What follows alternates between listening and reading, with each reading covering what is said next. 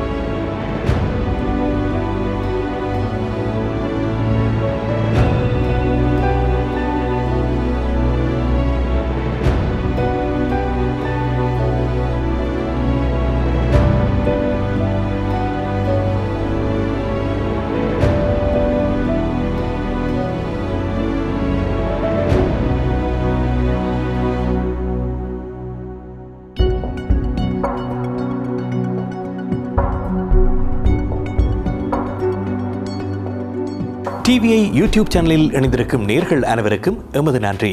எமது காணொளி தொகுப்புகளை தொடர்ந்து நீங்கள் பார்வையிடுவதற்கு கீழிருக்கின்ற பெல் பட்டனை அழுத்துவதனூடாக நோட்டிபிகேஷனில் பல காணொளி தொகுப்புகள் உடனுக்குடன் உங்களை வந்து சேரும்.